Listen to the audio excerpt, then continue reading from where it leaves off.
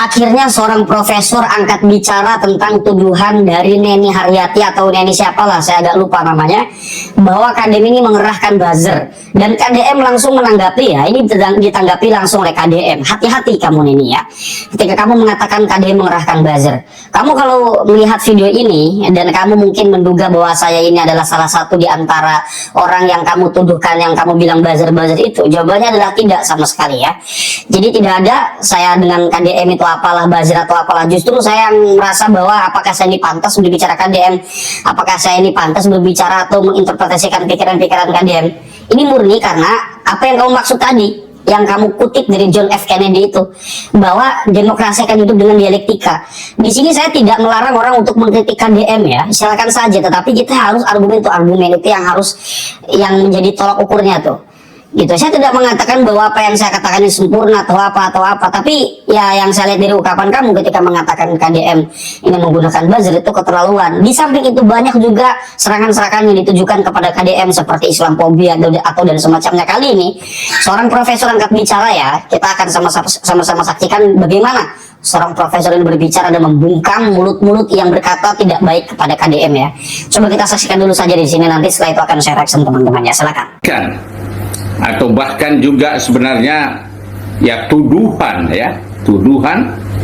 Jadi saya kasih tema hari ini adalah 5 fitnahan keji kepada Kang Deddy Mulyadi. Tuduhan yang pertama itu adalah kaitan dari seorang perempuan melalui media sosial, yaitu Kang Deddy Mulyadi dianggap sebagai yang menggunakan dana APBD untuk membiayai buzzer dalam rangka sosialisasi atau gerakan-gerakan Kang Deddy atau KDM turun kepada masyarakat.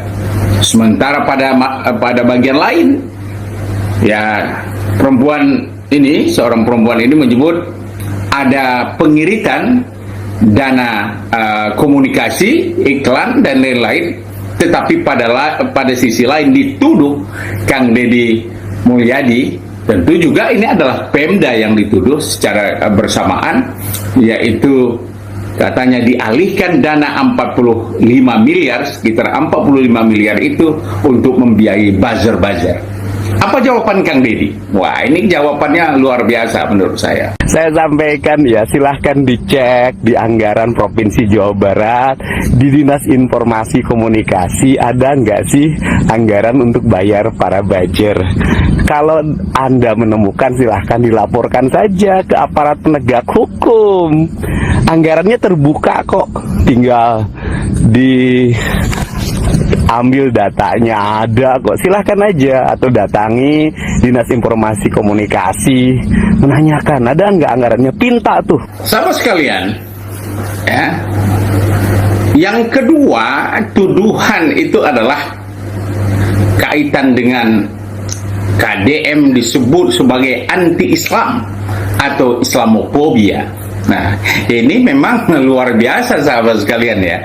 Tuduhan-tuduhan ini muncul bahkan dari tokoh atau yang ditokohkan, atau bahkan beberapa yang menyebut dirinya sebagai, saya tidak berani menyebut mereka adalah ulama, karena seorang ulama tentu tidak pada posisinya untuk menyebut seseorang itu anti-Islam. Tuduhan yang ketiga itu adalah tuduhan syirik atau dianggap sebagai penyembah berhala.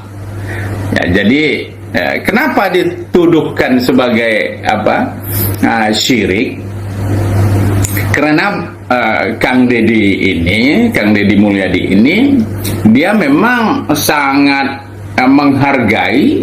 menghargai budaya Sunda atau adat istiadat Sunda. Terhadap tuduhan-tuduhan seperti ini, Kang Deddy santai menjawabnya. Apa katanya? Saya kutip sahabat sekalian. Saya tidak pernah menyembah selain Allah. Jadi artinya ini statement seorang yang beriman mengatakan dia hanya menyembah Allah. La ilaha illallah Muhammadar Rasulullah. Jadi statement ini adalah bentuk komitmen keislaman, komitmen keimanan Kang Deddy. Jadi sebenarnya ya tidak pantas juga kita sesama muslim, apalagi sesama muslim dan sesama warga negara ya, untuk saling ya menilai iman seseorang, karena iman itu adanya adalah di dalam hati. Jadi siapa yang tahu tentang kualitas keimanan seseorang, siapa yang tahu tentang apakah seseorang itu sudah tergelincir kepada syirik, atau bahkan sebenarnya yang menuduh itu yang sudah jatuh kepada perbuatan syirik, yaitu merasa benar sendiri, merasa ya berada pada posisi yang berhak mengadili atau menganggap atau menentukan seseorang itu masuk surga atau masuk neraka. Ini juga sebenarnya bentuk dari syirik. Jelaskan. Terima kasih ya Pak Prof. Termasuk Rizik Syihab CS tuh disinggung karena nuduh syirik, Islamofobia, anti-Islam dan lain sebagainya. Itu kan selalu dialamatkan kepada KDM. Dan profesor itu menjelaskan bahwa hati-hati dengan tuduhan. Karena kita tahu sama-sama, seandainya kita menuduh seorang musyrik misal, hati-hati, jangan-jangan kita yang musyrik. Tuduhan itu akan berbalik kepada kita. Kita menuduh orang lain kafir, padahal jelas orang itu beriman, maka hati-hati. Hati-hati, Pak. Ya, apalagi kita tahu dia sholat. Hati-hati, Bos, hati-hati. Nggak bisa sembarangan seperti itu. Kita menjadi umat beragama. Kemudian urusan Mbak Neni itu yang nuduh buzzer-buzzer, itu jelas fitnah. Setelah gua amatin, gua pelajarin terus nih. Oh, ternyata Bapak Aing, Kang Deddy Mulyadi, memakai pola permainan catur. Kalian tahu kan permainan catur gimana? Dalam permainan catur itu ada bahasa 3 langkah ke depan. Apa itu 3 langkah ke depan? Begini, setiap sebelum kita nih melangkah pertama, kita harus tahu, kita harus memprediksikan lawan atau musuh melangkah kemana. Nah, dalam kebijakan Kang Deddy Mulyadi nih, sebelum dia mengeluarkan satu kebijakan di Provinsi Jawa Barat, dia tuh udah memikirkan, mengantisipasi, memprediksikan kalau kebijakan itu diterapkan, dikeluarkan, dia udah tahu bakal ada pengkritik, bakal ada penyinyir, dan dia udah siapkan jawaban bantahan soal pengkritik itu. Ketika nih yang pengkritik itu masih ngeyel, masih ngotot, masih rame beritanya, dia ngeluarin sekak. Kalian tahu kan sekak kalau dalam permainan catur? Kalau udah disekak nih, masih tetap ngeyel, para pengkritik bahkan diserang, dituduh, dipitnah. Akhirnya apa? Kang Deddy Mulyadi mengeluarkan jurus terakhir dalam permainan catur. Apa itu? Sekak seter. Nah, kalian kalau tahu permainan catur, kalau udah sekak seter, kelar udah. Nah, coba kalian lihat dah, dalam kepemimpinannya Kang Deddy Mulyadi sebagai Gubernur Jawa Barat, apakah ada kebijakan yang udah dikeluarkan ditunda, diganti, dihapus? Nggak ada kan? Tetap dilanjutkan, tetap diterapkan. Karena apa? Bapak Aing udah tahu, udah mempelajari. Setiap kebijakan yang dia keluarkan itu pasti ada pengkritik. Kang Deddy Mulyadi itu pemimpin yang visioner, pemimpin yang mikirnya jauh, tujuannya jauh.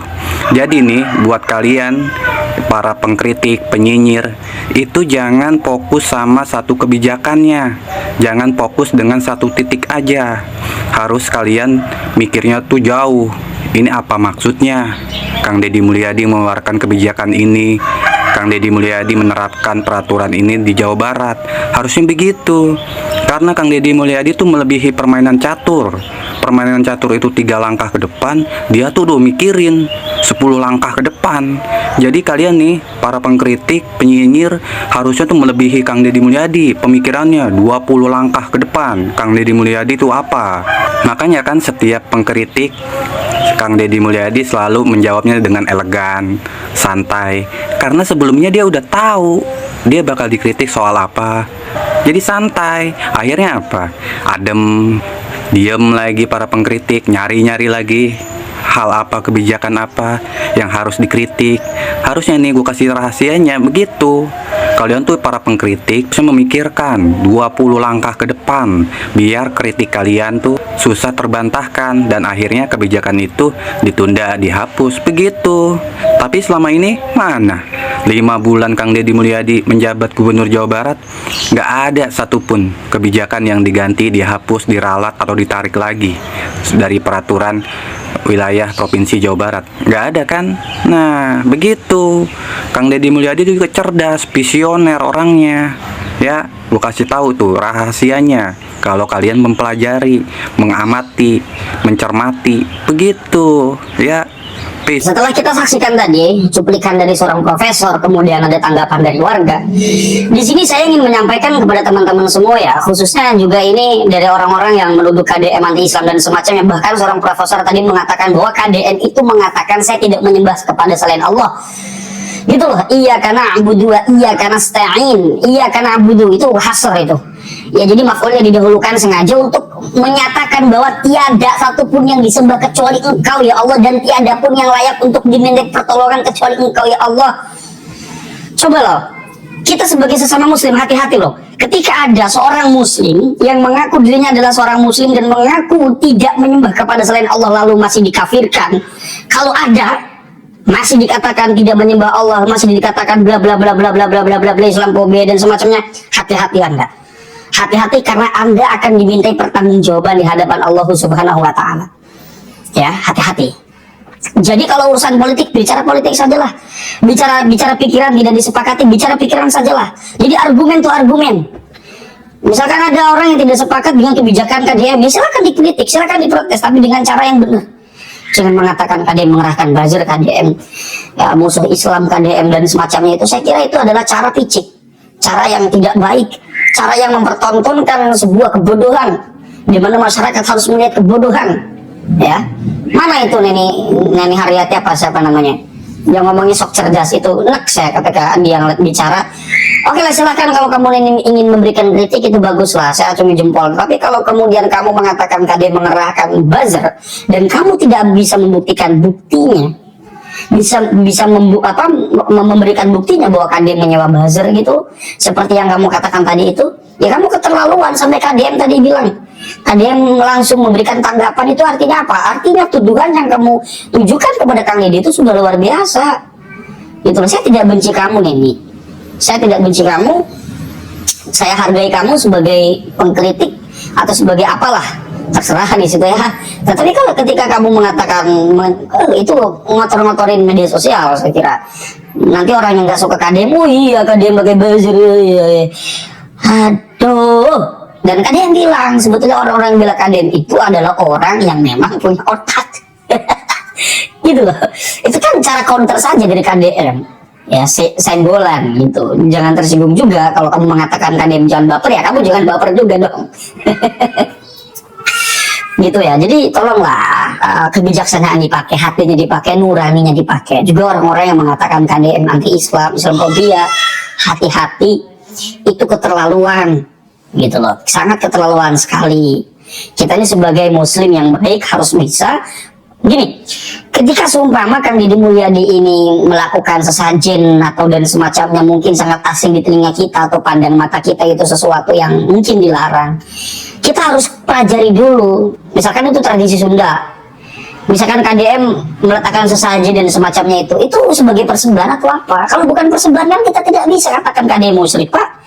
Musyrik itu artinya kan menyekutukan. Ya, jadi apa ya, saya teringat kepada hadis yang menerangkan 3 ampunan setelah Nabi Muhammad itu pulang dari Mi'raj. Ampunan ya, 3 hadiah, sholat, kemudian khawatimu suratil Baqarah, ya, akhir surat Baqarah, khawatimu suratil Baqarah, kemudian yang ketiga ini adalah al-muqhimatu. Jadi wa ghufira lahu liman la yusyrik billahi al-muqhimatu. Saya masih ingat itu. Jadi orang yang tidak melakukan kemusyrikan kepada Allah, dia diampuni dosanya sebesar apapun. Lah masa kita mengatakan orang musyrik, mengatakan orang tidak beriman, padahal dia sendiri mengatakan dirinya beriman, dan ada rekam jejaknya gitu. Itu saya kira sudah sangat keterlaluan sekali. Oke, barangkali itu saja teman-teman hal-hal yang dapat saya sampaikan, kurang lebihnya saya mohon maaf. Hadanallahu wa iyyakum ajma'in. Wallahu huwal muwaffiq ila aqwamit thoriqin. Wassalamualaikum warahmatullahi wabarakatuh.